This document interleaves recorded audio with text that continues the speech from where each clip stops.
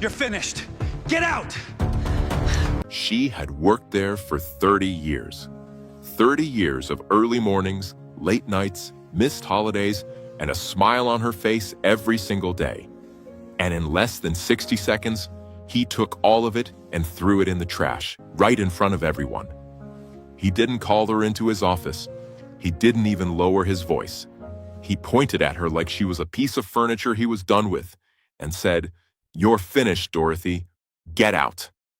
And the whole lobby just watched. Nobody moved. Nobody said a word. Nobody, except one man in the back of the room, who slowly put down his coffee, stood up, and looked at Gerald Whitmore like he had just made the biggest mistake of his life. Hey everyone, I'm Faith, and today I want to tell you the story of Dorothy Haines, a 67-year-old woman who gave everything she had to one company only to be humiliated in front of the whole world. But what that rich boss did not see, the man sitting quietly in the corner with his German Shepherd, that is the part that changes everything. Dorothy started working at Whitmore Industries when she was 37 years old. Back then, the company was run by Gerald Whitmore's father, a good man who knew every employee by name and actually cared about the people who worked for him. Dorothy loved that place like it was her second home. She stayed late without anyone asking.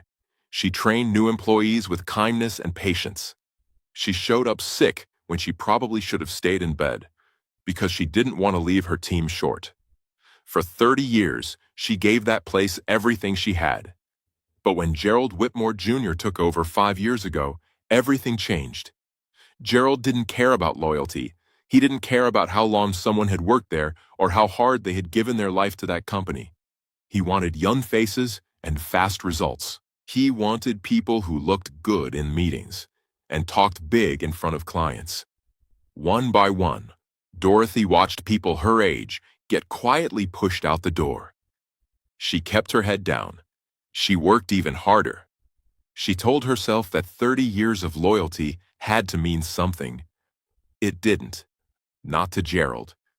Before we go any further, if stories like this one hit close to home, go ahead and hit that like button right now and subscribe so you never miss one of these. And I want to hear from you in the comments. Have you ever seen someone get treated unfairly at work? What happened? I read every single comment you leave.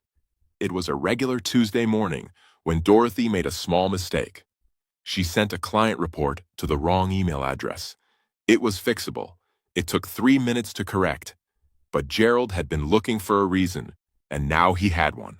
Instead of calling her into his office like a decent human being, he walked straight out to the lobby where a dozen employees were sitting and working and said it loud enough for all of them to hear.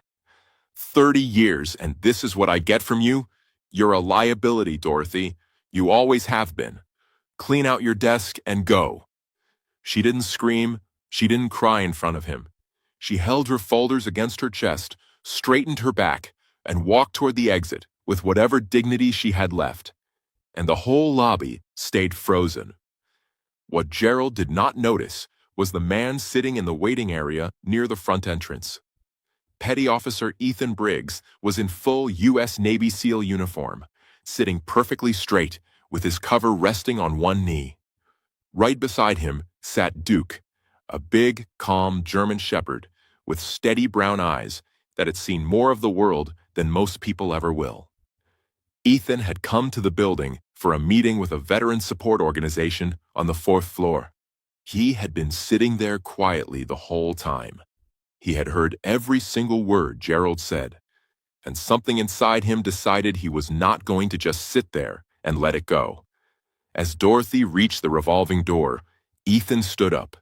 Duke stood with him, perfectly calm and perfectly in sync with his partner. Ethan's voice was low and steady when he spoke, not angry, not loud, just completely unbothered. "Excuse me, sir." Gerald turned around with that look on his face, the one he always used when someone he considered unimportant tried to talk to him. But then his eyes traveled down to the uniform, then to Duke, then back up to Ethan's face, which had absolutely no fear in it at all. Ethan walked toward him slowly and stopped a few feet away. "I just want to make sure I heard you right," he said quietly. "Would you like to say that again? What you just said to that woman? Go ahead and say it one more time." The lobby went completely still.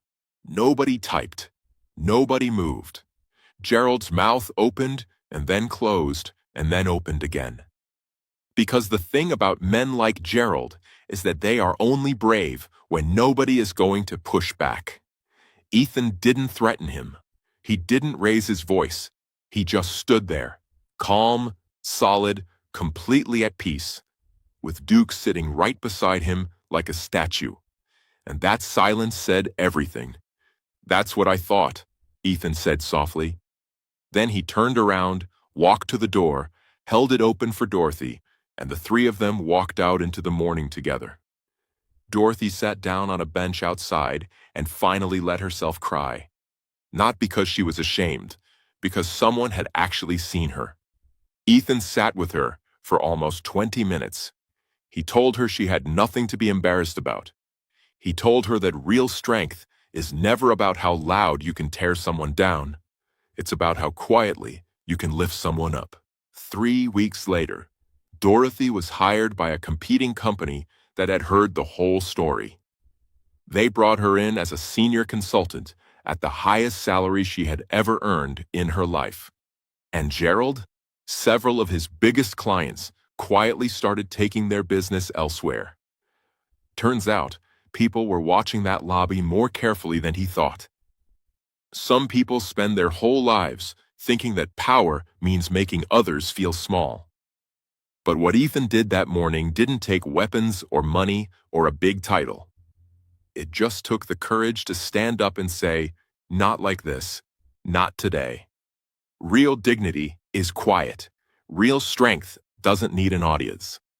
And sometimes the most powerful thing one person can do for another is simply refuse to walk away. So here is my question for you today. Leave it in the comments. If you had been standing in that lobby that morning, would you have said something? Or would you have stayed quiet? I just want to know what you think. And if this story touched your heart, please subscribe to this channel. There are so many more stories waiting for you. Faith will see